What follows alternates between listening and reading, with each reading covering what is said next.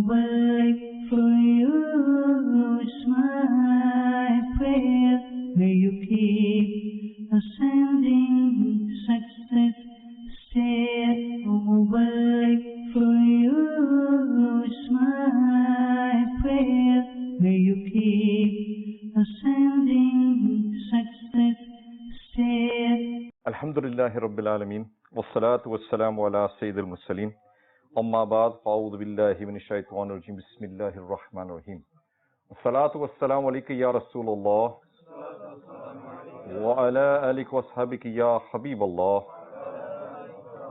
Wassalatu wassalamu alayka ya Nabiyallah. Wa ala alika wa ashabika ya Nurallah.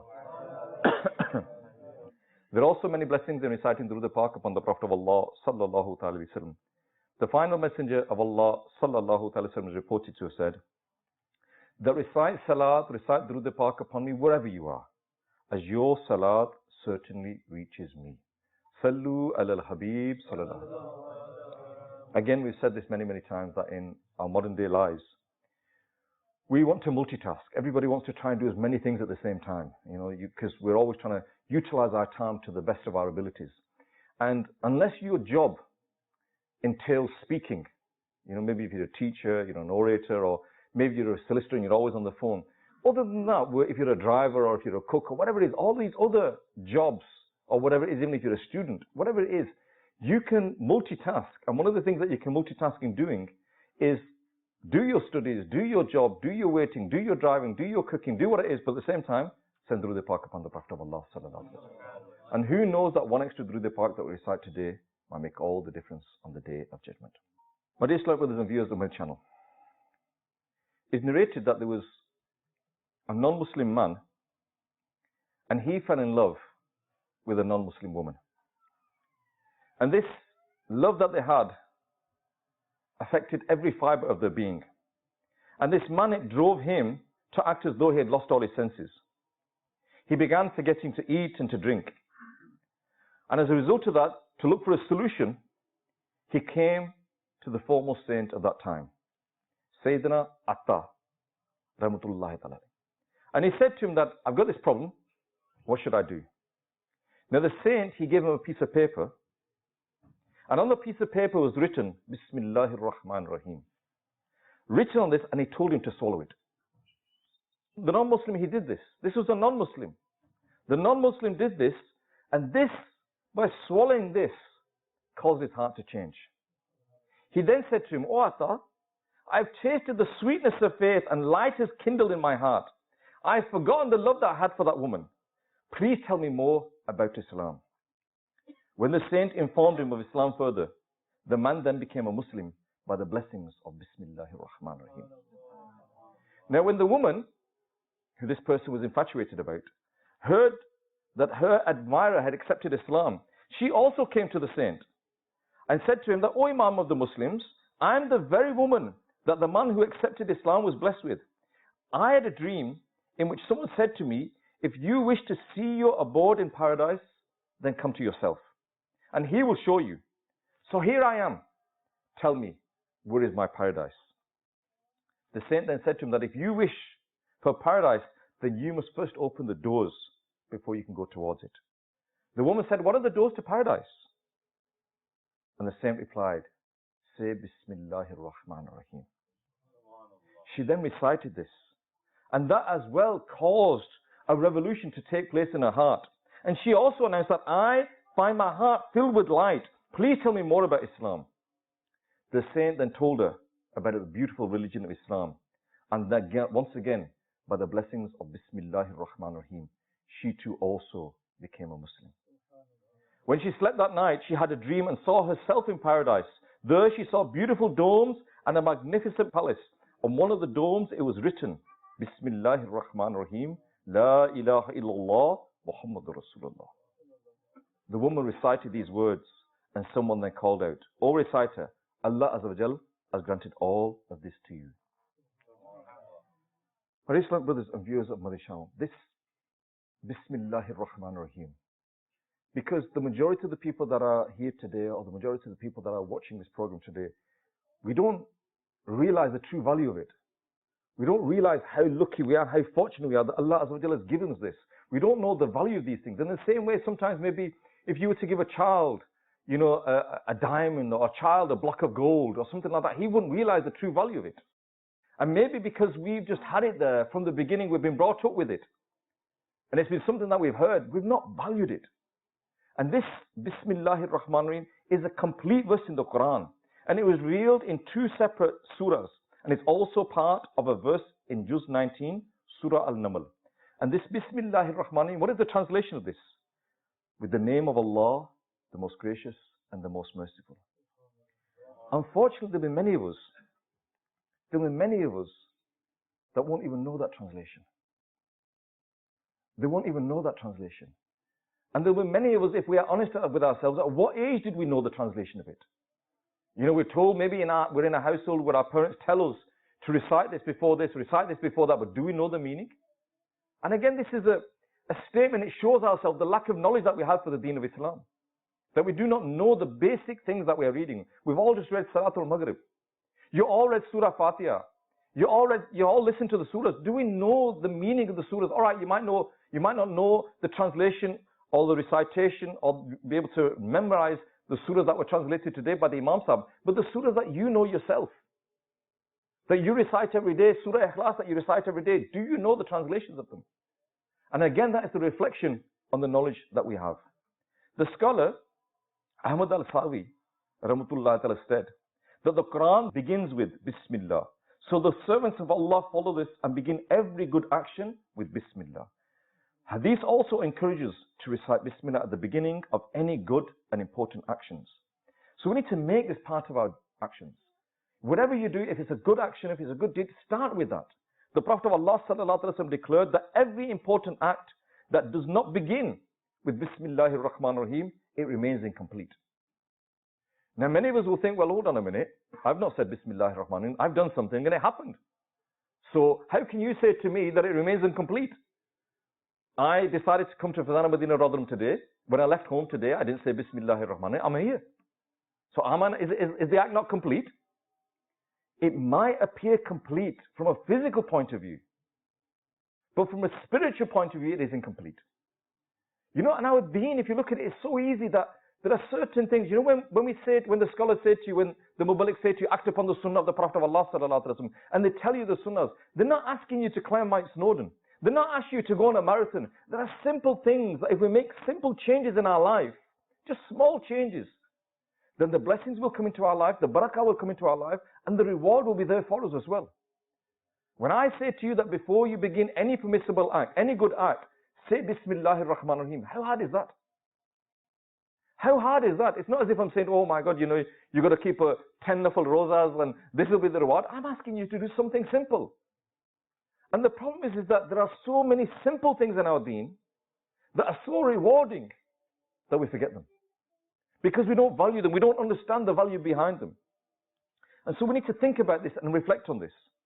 And what happens is when something goes wrong, then we blame other people as well. We blame other things, and we don't realize that maybe there's something wrong with us.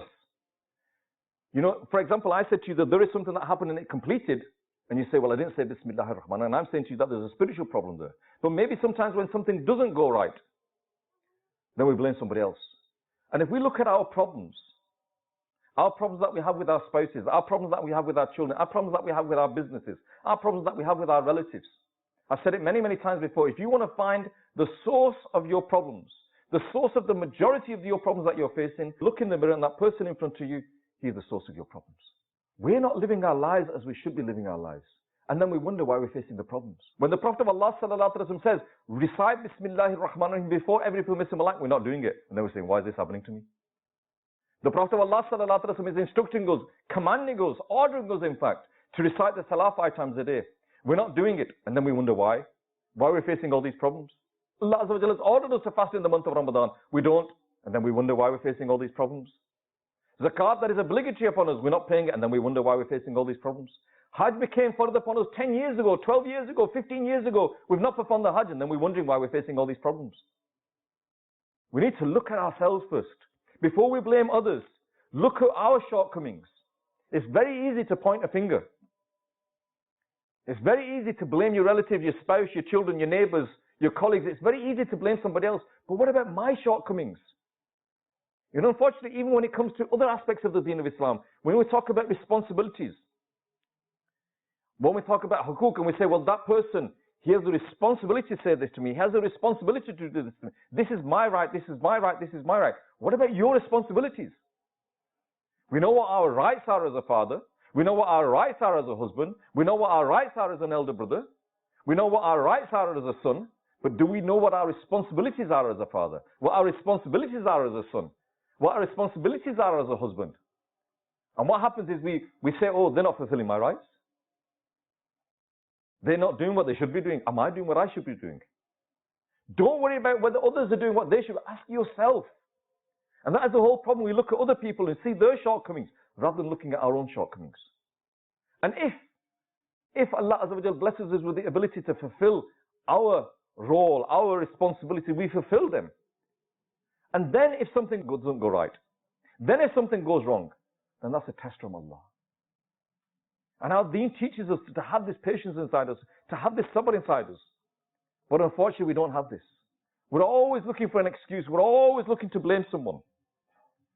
There's a beautiful book that's been written by Amir Sunnat, the founder of Dawat Islami, called The Blessings of Sunnah, Fazan Sunnat. It's a beautiful book. If you haven't got it, it's a book that maybe we don't talk about it very often. But it's I'd say, I can't even think of a word, a historical book, a unique book, a book that transcends generations, inshallah. It'll be a book that will be talked about in generations to come. This book we should have, and alhamdulillah, I don't know if we've got any on the maktabat that we have, mashallah, Hafiz Sahib said we have. If you haven't got that book, then get that book. And when you look at it, you might get scared, oh, it's a big book, but there's many blessings in that book. So don't get scared by big books. In this, Amir Sunnah, he writes an incident. He said that a muballigh was once describing the excellence of Bismillah. And in that gathering, there was a non-Muslim woman. She was greatly moved by listening to this, and she went on to accept Islam. And she developed a habit. She developed this habit that whatever she did, before she did it, Bismillahir Rahmanir Rahim, Bismillahir Rahmanir Rahim, Bismillahir Rahmanir Rahim. Before she went to sleep, when she woke up, standing, sitting, walking, whatever she did, whenever she started it by reciting Bismillahir Rahmanir Rahim. Now her parents weren't Muslims. They were disbelievers. And they were not happy that their daughter had accepted Islam. They were not happy with this. And due to the hatred for Islam, because they hated Islam, they started to hate their daughter. Not only did they start to hate their daughter, they started to cause problems for her daughter. And they even looked and conspired to find a way to even have the daughter murdered as well. And so one day, as the girl's father worked for the king of the time as a minister, he took the king's ring and he gave it to his daughter. So he was the minister of the king. He took the ring off the king, because the king had given it to him, and he gave it to his daughter and said, look after it. She took the ring, Bismillahir Rahmanir Rahim, put it in her pocket.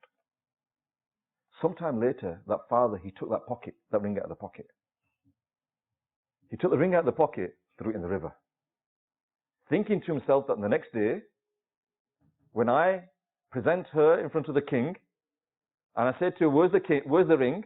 And she looks in her pocket, it's not there, she's going to get into trouble. The king will punish her. But what happened was, she said Bismillahir Rahmanir Rahim, put it in her pocket. That person, later on, he took it out of the pocket and threw it in the river. A fisherman went fishing. He caught a fish. That fish was presented into the court of the king. That fish was then given to that woman to cook. She took a knife out, said Bismillahir Rahmanir Rahim, started to cut the fish, said Bismillahir Rahmanir Rahim, opened the fish, said Bismillahir Rahmanir Rahim, the ring was inside the fish. And then she said Bismillahir Rahmanir Rahim and put it back in her pocket. And so the next day, the father, looking for a result here, looking for a punishment for his daughter here, presented her in the court and said to her, where's that ring? And she went, Bismillahir Rahmanir Rahim. There's the ring. Do we teach our children this act? It's a simple thing. You know, I read something beautiful, and it really inspired me this, that there was a married couple, And what they decided between the two of them was that the child had just been born. The child had just been born. The child couldn't even speak. And they both said to each other, I will teach my child to say Bismillahir Rahmanir Rahim first. And when someone asked him, why are you competing with each other? They said that if the husband said, if I teach my son Bismillahir Rahmanir Rahim first, then all his life, whenever he says it, I'll get the reward. And the sister said the same thing. And so they had this mindset that whatever we teach our children, we'll get the reward. Now, is the responsibility of teaching Bismillahir Rahmanir Rahim, is the responsibility of teaching the Salah, is that just on our sisters? Is that not our responsibility as well? And if you might say, well, it's not my responsibility, make it your responsibility. Do you not want the reward of this? That if you teach your child Surah Fatiha, and that child becomes a namazi, he reads his namaz 5 times a day, and from the age of 10 till 70, let's say he passes away at 70, 60 years, I don't know if we've got any good mathematicians here, 60 times 365, 20,000, 20,000 times 5, 100, so we're looking at 100,000 salah. And in that 100,000 salah, how many rakat? So we could be like going up to 500,000, maybe 10 million, maybe 2 million rakats. Yes?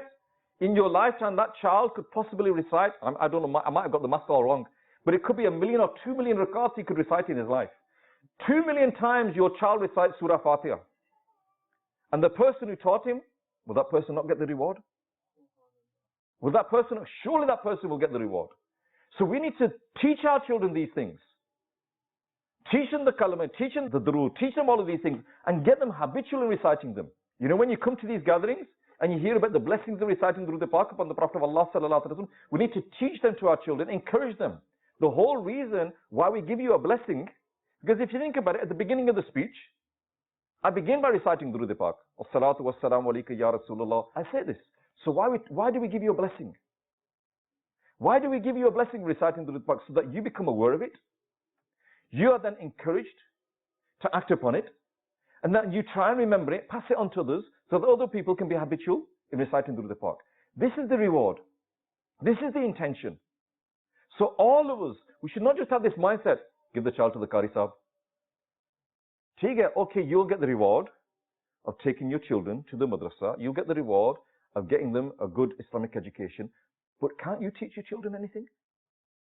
Can't we teach the sunnah to our children?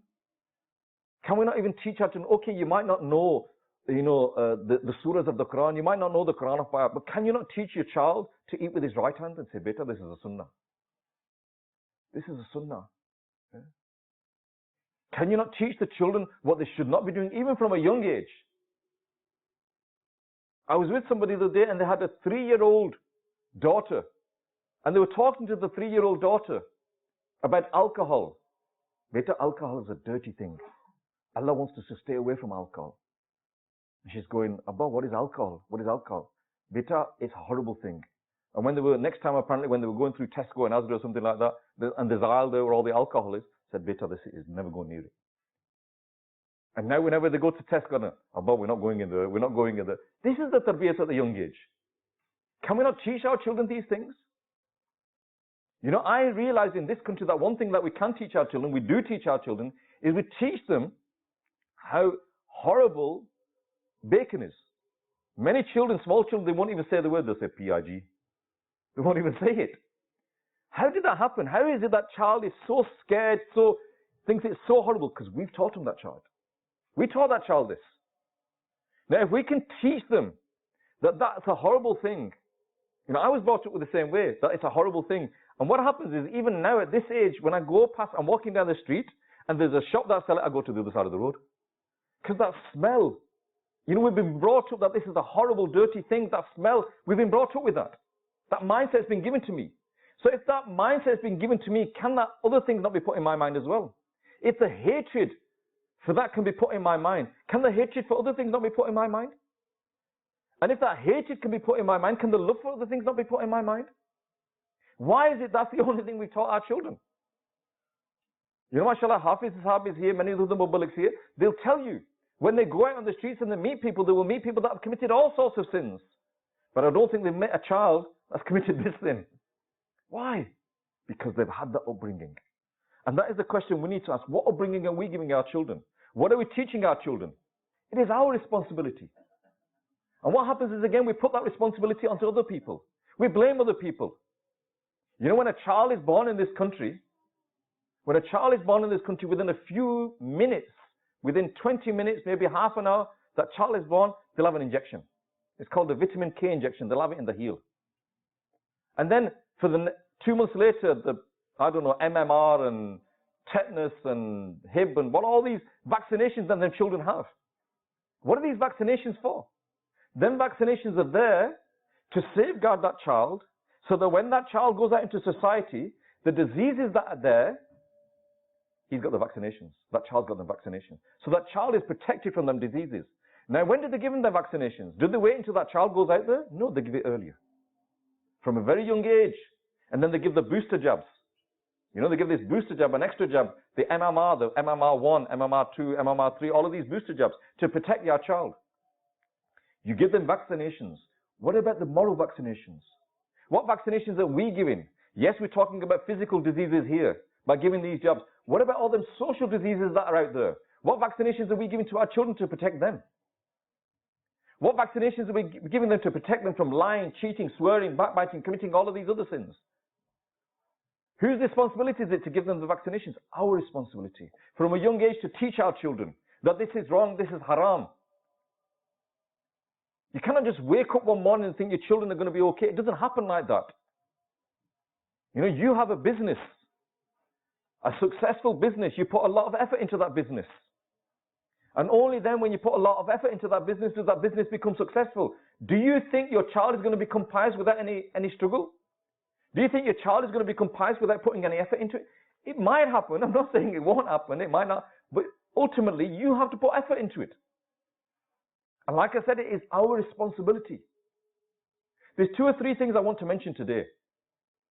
That if we focus on these things with the tarbiyat of our children, then hopefully when our children grow up, they'll be safeguarded from a lot of things. Number 1 is lying. Our children are brought up in an environment of lying.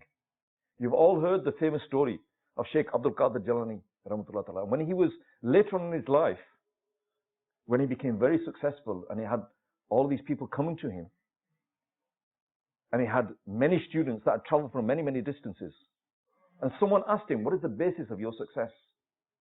How is it that you become so successful that you have so many people coming to you? He said to them, the reason why I'm successful today is because my mother told me, never ever tell a lie. Always speak the truth. Now he realized that the basis of his success was on speaking the truth. Now we all know that we want our children to speak the truth. We all know that we don't want our children to lie. But the problem is we teach our children to lie. We teach our children to lie. Someone rings, we're at home, we're having a cup of tea. Where are you? Yeah, I'm at work. Yeah, I can't see you until, yeah, I'm at work. I won't be home until 10 o'clock. We're lying in front of our children. We're lying in front of our children. So what's our children? Our children thinking, my dad's not at work. What is he saying here? You know, how many times have children have actually said to us, when we knocked on the door and they've opened up and, Dad's told me to tell you he's not at home. He's sitting in the back room watching TV. You know, what are you teaching your children? You're teaching them to lie. What you need to do is you need to teach them to tell the truth. You need to reward them when they tell the truth. And I'll give a little example to you. Your child, 2 or 3 children, 4 or 5 children, they're playing in a room, a vase is knocked down, something's knocked down. And obviously you go into the room, the children are all scared, and you say, who's done it? And the children are scared and they go, you did it. I didn't do it. I didn't do it. Yeah? Now, at that moment in time, you've got 2 options.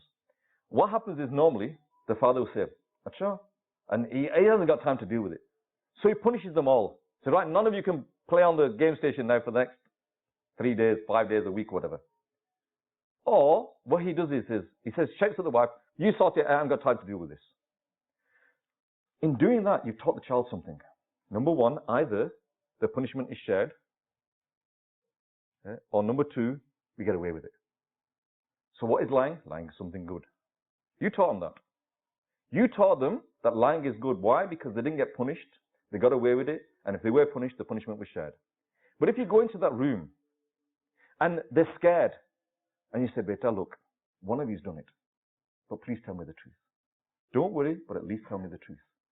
And now your son or someone plucks up the courage and they say, I did it. Now, at that moment in time, how should we be? And if we do that, then they're never going to tell the truth again. But if at that moment in time we say to that child, Beta, in future, be careful. Yeah? When you're playing, be careful. But you know what, Beta? I'm happy with you today. I'm proud of you today. I'm so happy with you. And the child's going to think, why are you happy with me? I've just broke something. Why are you happy? Because you spoke the truth, Beta. I'm so happy with you. Always speak the truth. And then go and treat them. Go and get them a pizza, get them a burger or something. Treat them. And now what have you taught them? Speaking the truth is good. This is what we need to do. It's our reflection. So how we live our lives is how we bring up our children. Another example I'd like to give you. A child that speaks Urdu. Why? Parents speak Urdu. A child that speaks Gujarati. Why? Parents speak Gujarati. A child that speaks Chinese. Why? The parents speak Chinese. A child that swears. Why? The parents swear. We teach our children to swear. We teach our children to lie. We teach our children to cheat. They copy you. Many people have said that children are like pieces of paper. That whatever you write on that piece of paper, that's what the children become. Children are like stones. Whatever you engrave in a stone, it stays there forever. And at that young age, that we think, oh, they're only small. Chote, it doesn't make any difference. They're only small. That is a critical age for the tarbiyat of the children. At that age, if we teach them to make it part of the habit to say Bismillahir Rahmanir Rahim, if we make it part of the routine to not lie, make it part of the routine and not to swear, then they won't do it. Nowadays our children, if they come into our room and we're reading the salah, and a child comes in, we'll shout to the wife, get him out of the room. I'm trying to read my salah, just and we shout to the spouse and say, get him out of the room. Is that what the Prophet of Allah sallallahu alaihi wasallam did? When Imam Hassan and Imam Hussain were climbing on the shoulders of the Prophet of Allah sallallahu alaihi wasallam, did he shout? Did he shout at his daughter and say, get him out of here? No, he didn't. He let them stay there.